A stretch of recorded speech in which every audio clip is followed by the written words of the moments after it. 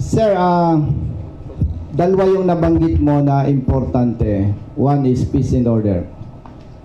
Tama po. Sa usaping peace and order, ako'y naniniwala, ramdam ng taong bayan at alam ng taong bayan, ang mabilis na paglago ng krimen ay drugs, illegal drugs. At ramdam ng taong bayan na yung krimen na pinag-uusapan natin ay masyadong bumagsak na. Ano po? At kung maalala po ninyo, noong mga nagdaang taon o dekada, yung mga krimen talagang sinasabi natin heinous crime. Pinatay na, tinagtad pa, sinapcha pa. Sorry doon sa mga nakakadinig. Ganong kalupit ang epekto ng illegal drugs. At alam ko, sasangayon ng ating mga kababayan, definitely bumagsak na. But may mga nagte-text po sa akin na mga estudyante na ginagamit na ngayon sa pagtutulak ng illegal drugs. At yan po ang isang nakakapangamba na dapat bilang pagmamahal sa ating mga kababayan, huwag nating lubayan itong usapin sa illegal drugs.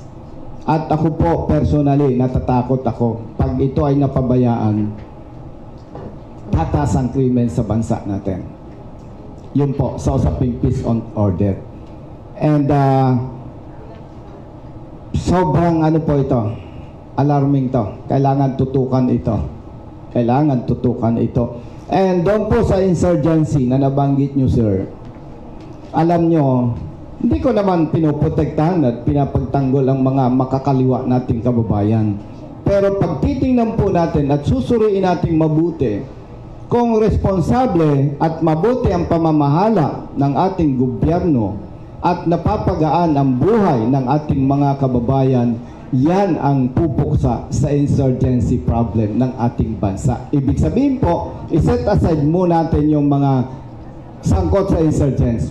Bigyan po natin ng attention paano giginhawa ang buhay ng ating mga kababayan. Indirectly, kapag in-address mo yan, in-address mo na rin ang insurgency. Ibig sabihin po, the more na naghihirap ang ating mga kababayan, the more na naghihirap at nararamdaman nila na parang sila binabaliwala ng mga nanunungkulan.